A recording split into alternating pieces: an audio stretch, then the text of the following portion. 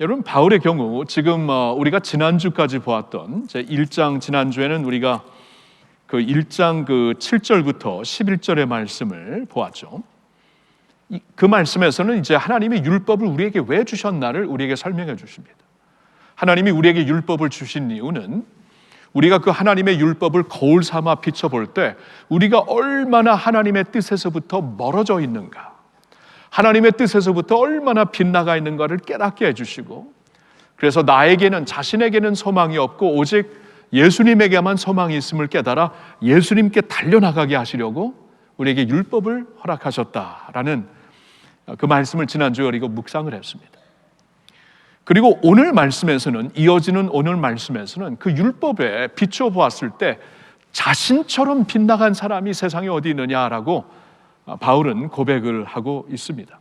13절을 보면 이런 말을 하고 있죠. 내가 전에는 비방자요, 박해자요, 폭행자였다라고 말을 하고 있어요. 여기서 말하는 비방자라는 것은 하나님을 비방했다라는 겁니다. blasphemer이라고 그렇게 나와 있어요. 영어로 보면은 하나님을 비방했던 자, 그러니까 하나님을 모욕하고 욕했던 그런 자였다. 왜냐하면 나중에 알고 보니까 하나님의 독생자 예수 그리스도를 욕하면서 살았거든요. 그 말은 하나님 자신을 욕하며 산 것과 똑같은 것을 내가 깨달아 나는 비방자구나, 하나님을 모독한 자였구나라고 그런 고백을 깨달아 고백을 하고 있습니다. 그리고 박해자였다고 고백을 하고 있습니다. 왜냐하면 주님의 교회와 주님의 백성들을 박해하는 자들이었죠. 크리스천들을 잡아가지고 죽이는 자였어요. 여러분, 바울은 그때 이제 변화되기 전이었기 때문에 자신이 율법의 열정을 가지고 그런 일을 한다고 생각하고 있었지만 나중에 돌아보니까 자신의 열정을 가지고 도리어 주님을 박해하고 주님의 백성들을 박해했던 너무나 어처구니 없는 그러한 죄 가운데 살았던 자신을 보게 되었고 지금 그렇게 고백을 하고 있는 것입니다. 그리고 나는 폭행자였다. 하나님과 사람들 앞에 폭행자였다. 여러분, 하나님 율법의 핵심은 사랑이에요. 하나님을 사랑하고 이웃을 내 몸과 같이 사랑하는 것이 이제 그 모든 하나님의 율법의 핵심이 되는데, 그 핵심과는 완전히 동떨어진, 완전히 반대되는 삶을 살면서 폭행자로 살았던 자신을 깨닫게 되고 지금 고백하고 있는 것입니다. 그러니까 사도 바울은 지금 오늘 말씀을 통해서 율법을 통해 하나님은 우리의 죄악된 모습을 보여주시는데 그 모습을 보니까 나보다 더 죄악된 자가 없었다라고 고백을 하고 있는 것이에요. 자, 그런데 하나님이 어떻게 이제 응답을 하십니까? 어떻게 이제 대답을 하십니까? 13절을 계속 보면은 도리어 긍휼을 입게 된 것, 도리어 긍휼을 입은 것은 내가 믿지 아니할 때 알지 못하고 행하였습니다. 하나님을 비방하는 자, 주님의 교회를 박해하는 자, 하나님과 사람들 앞에서 폭행자였는데 하나님은 도리어 나에게 긍휼을 부어주셨다. 어떻게 부어주신 것인가? 14절을 보니까 우리 주의 은혜가 그리스도 예수 안에 있는 믿음과 사랑과 함께 넘치도록 풍성하게 하셨다라고 말씀합니다. 그 긍휼을 그리스도 안에서 하나님의 은혜로 나에게 넘치게 풍성하게 부어주셨다. 어떻게 그걸 알 수 있냐면 조건 없이 바울을 사랑하셨잖아요. 조건 없이. 그리고 조건 없이 그에게 믿음을 주셨잖아요. 어떻게 나 같은 자를 조건 없이 불러주시고 믿어서 구원받게 하시는 것인가?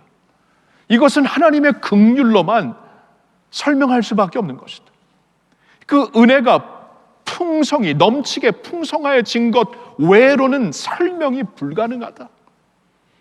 놀라운 은혜, 크신 사랑으로 응답해 주신 하나님을 여기서 말씀하고 있는 것이죠. 그래서 15절에 보면 그는 선포를 합니다. 미쁘다 모든 사람이 받을 만한 이 말이요. 미쁘다, 이게 옛날 말이죠.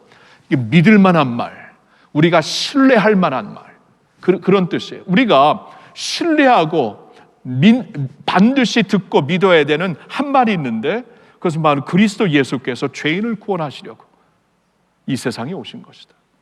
하나님의 독생자 예수 그리스도가 이 세상에 왜 오셨는가? 나 같은 죄인 중에 괴수인 나 같은 자도 구원하시려고, 모든 죄인들을 구원하시려고 세상에 오신 것이다 라고 말씀을 하고 있죠. 그러면서 16절에는 한 가지 더 이런 고백을 하고 있습니다. 하나님은 이렇게 당신의 긍휼로 자신을 구원하신 것뿐만이 아니라 자신을 하나님의 은혜를 세상에 전하는 자로 만드셨다. 그 이유는 자신을 본보기 삼으려고. 왜냐하면 바울은 비방자였잖아요. 박해자였잖아요. 폭행자였잖아요. 하나님의 심판을 받으려면은 이 사람보다 더 확실하게 받을 사람이 없었던 것입니다. 그런데 나 같은 자를 구원하시고 용서하신 하나님의 은혜를 본보기 삼으시려고 온 세상 앞에 자신을 은혜의 사도로 부르신 것이다. 그러니까 나를 보세요. 여러분, 사람들에게 바울은 그렇게 살았다는 거. 나를 보세요. 나를 보면은 하나님의 은혜가 증명되지 않습니까? 나 같은 사람은 세상의 법을 통해서도 죽어야 되고 하나님의 법을 통해서는 뭐 수천 번 죽어도 마땅한 것인데, 나를 보세요. 하나님은 나를 구원하셨습니다. 나 같은 자를 용서하셨습니다. 그리고 나를 주의 일꾼으로 삼으셨습니다. 나를 본보기 삼고 여러분들에게도 소망이 있음을, 여러분들에게도 하나님이 차별 없이 그리스도 안에서 그 은혜를 부어주심을 여러분 믿으시기를 바라요 하면서 말씀을 전하게 하셨다라는 것이에요. 그러면서 17절에 보면은 찬송으로, 경배로 이제 이 그 고백을 마치고 있죠. 더 이상 정보로만 전할 수가 없는 하나님의 크신 사랑, 그래서 이 크신 사랑을 찬양하면서 이렇게 영원하신 왕 곧 썩지 아니하고 보이지 아니하고 홀로 하나이신 하나님께 존귀와 영광이 영원 무궁하도록 있을지어다라고 찬양을 올려드리면서 오늘 본문을 마치고 있는 겁니다. 자, 오늘 이 말씀을 저와 여러분들이 좀 상고하고 싶은 거예요. 사도 바울에게 역사하신 하나님은 우리에게도 이렇게 역사하시는 하나님이죠. 자, 그 하나님을 우리가 제대로 이해해야 합니다. 아, 이러한 하나님이시구나. 오늘날에도 우리가 반드시 듣고 신뢰하고 따라야 되는 이 진리의 말씀이 이러한 하나님을 우리에게 가르치는 것이구나. 그리고 그러한 하나님을 우리가 바라보면서 우리도 하나님께 모든 영광과 찬송을 돌려드리면서 살아야 되는 것이구나. 이 말씀을 오늘 우리에게 주시는 것인데, 하나님은 어떤 분이신가? 오늘 본문을 통해 세 가지로 우리가 설명을 좀 듣고 묵상을 하겠습니다. 첫째로는 이것이에요. 과거를 넘어 은혜로 역사하시는 분입니다. 하나님은 과거를 넘어 은혜로 역사하시는 분이에요. 여러분, 바울의 스토리가 바로 이런 스토리가 아닙니까? 자신의 과거로 자신을 본다면은 무슨 소망이 있어요? 과거의 죄로, 과거의 부끄러움으로 자신을 돌아본다면 하나님 앞에 어떻게 설 수가 있겠어요? 그러한 나의 과거를 하나님은 넘으셔서 은혜로 역사하시는 분이다라고 말씀을 하고 있는 것이죠. 여러분, 우리가 있잖아요.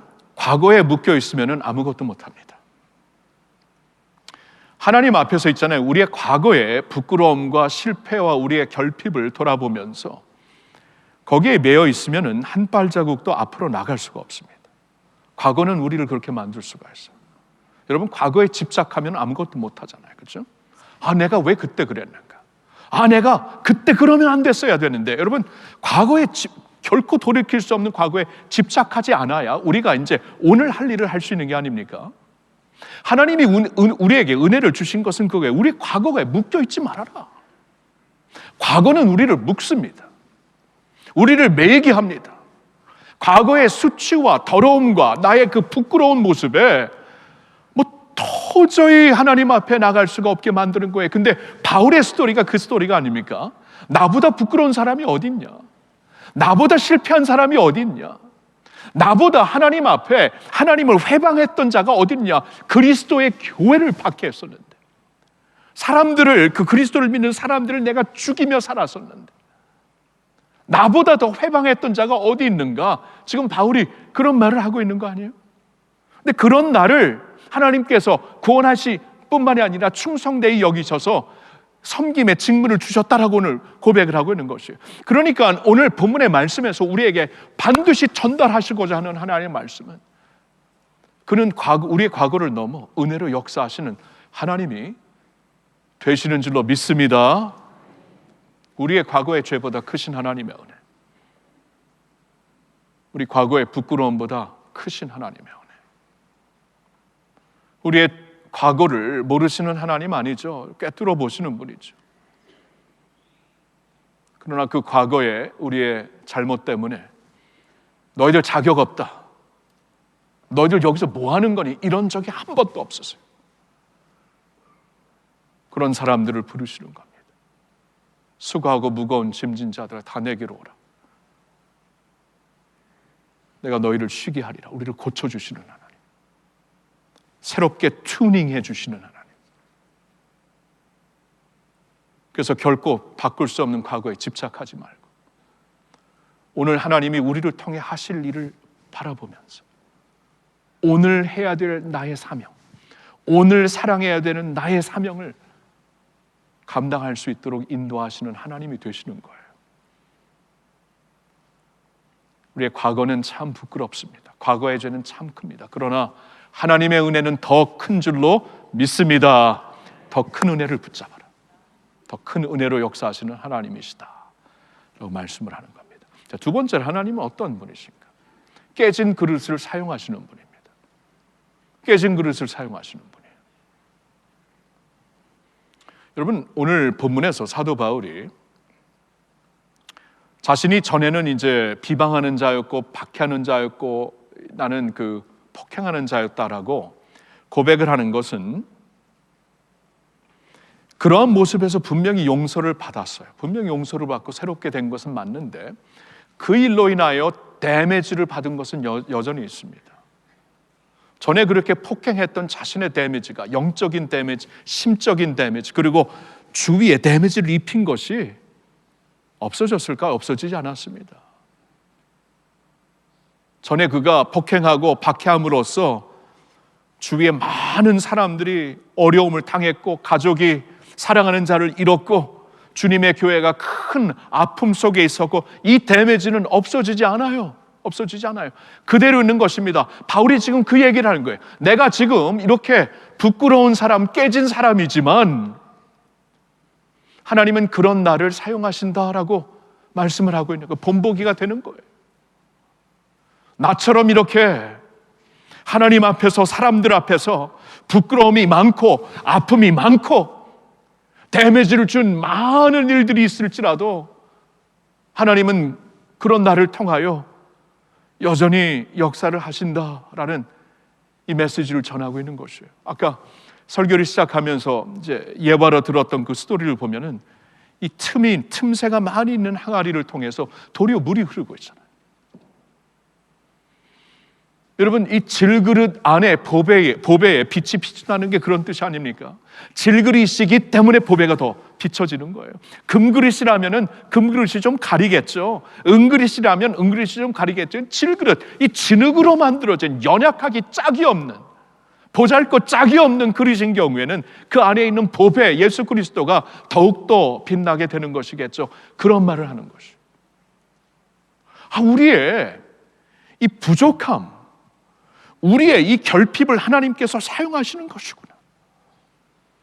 이것을 부끄러워할 필요가 없는 것인가. 도리어 나의 이 부끄러움과 결핍을 하나님 앞에 드려서 하나님이 새로운 일을 하실 수 있도록 우리 자신을 헌신할 수 있는 것이구나 고백을 할 수 있는 것이에요.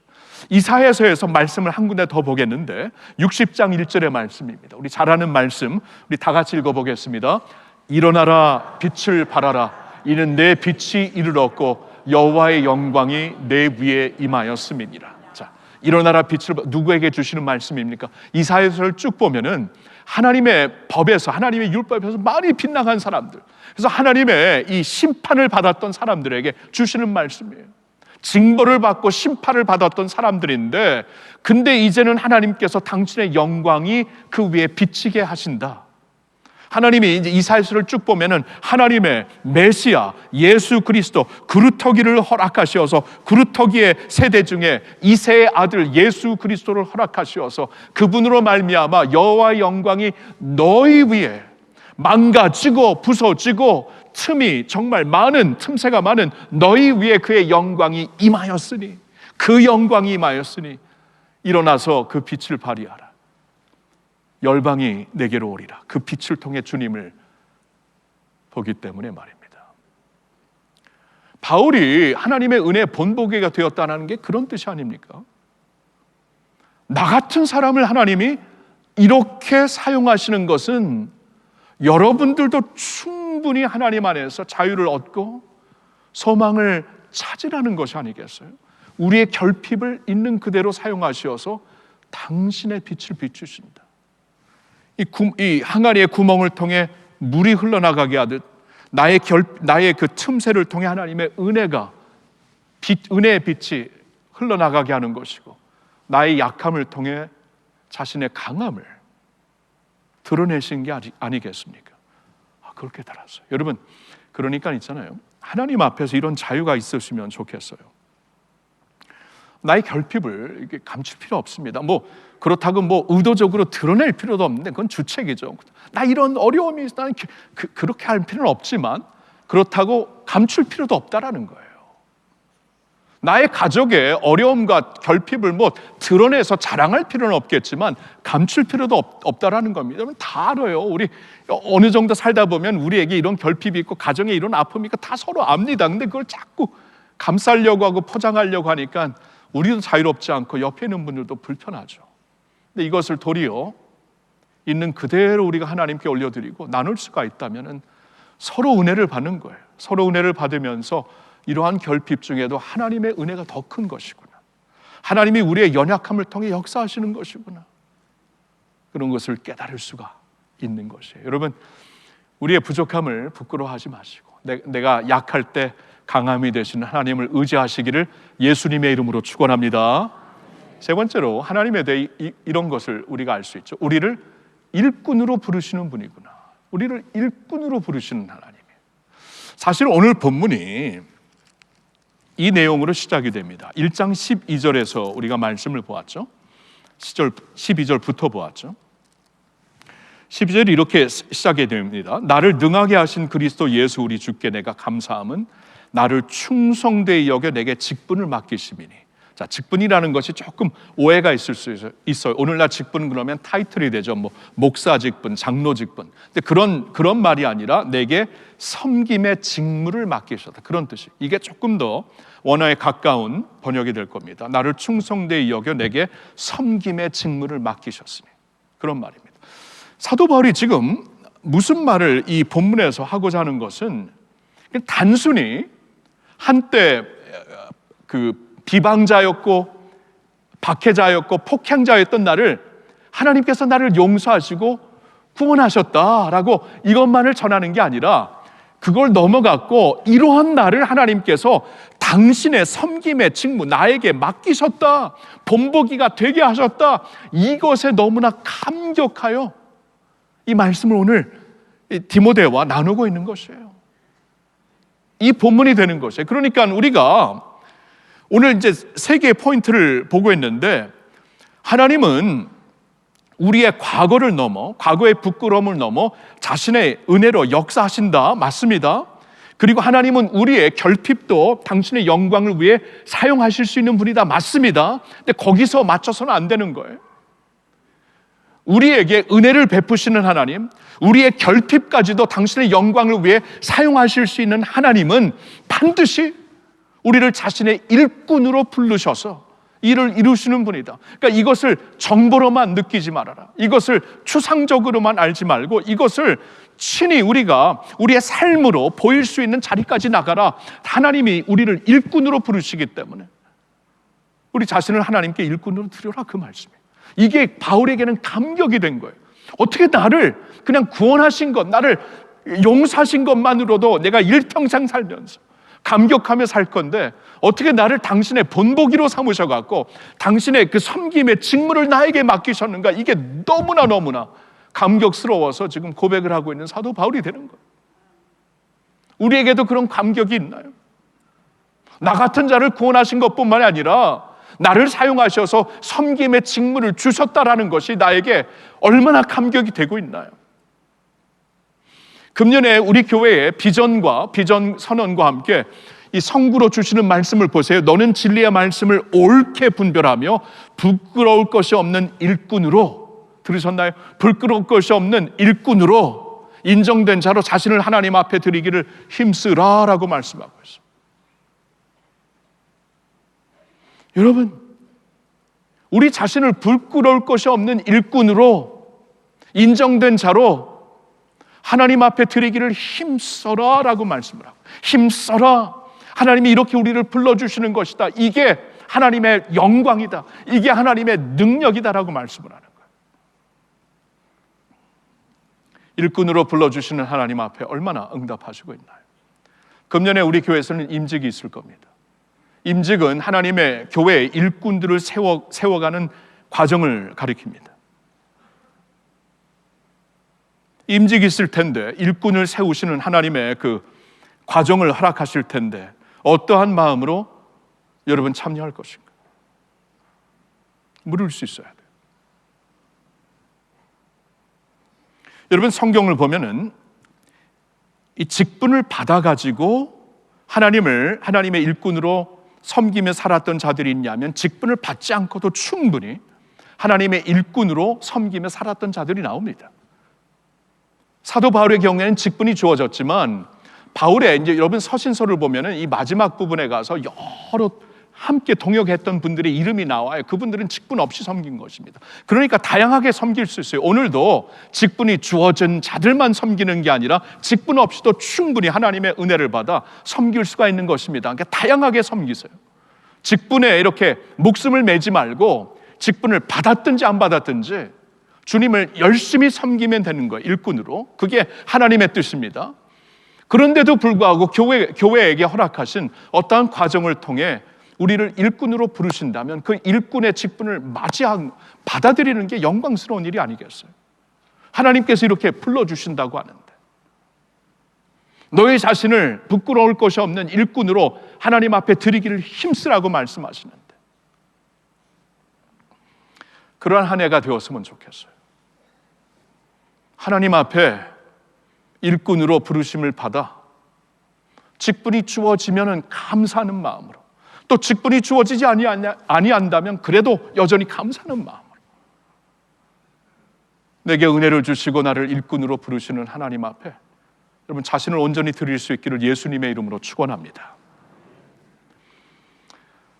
이러한 하나님을 쭉 우리에게 소개하면서 사도 바울은 찬양으로, 찬송, 경배로 오늘 말씀을 마치고 있죠. 우리도 그러고 싶어요. 여러분, 오늘 이렇게 우리의 과거를 넘어 은혜로 역사하시는 하나님, 우리의 결핍과 우리의 그 깨진 모습까지도 당신의 영광을 위해 사용하시는 하나님, 그리고 우리를 당신의 영광스러운 일꾼으로 불러주시는 하나님 앞에 우리가 이 정보를 받고 이 확신을 가지고 사는 것을 넘어갔고 이제 하나님을 일평생 찬양하며 경배하며 살아야 하는 것입니다. 오늘 말씀이 그렇게 끝나고 있어요. 그래서 오늘 우리도 이 말씀을 이제 이 17절에 나오는 경배의 말씀을 하나님께 올려드리면서 끝내고 싶습니다. 17절의 말씀을 우리 경배하는 마음으로 한 목소리로 천천히 같이 읽겠습니다. 영원하신 왕 곧 썩지 아니하고 보이지 아니하고 홀로 하나이신 하나님께 존귀와 영광이 영원 무궁하도록 있을지어다. 아멘.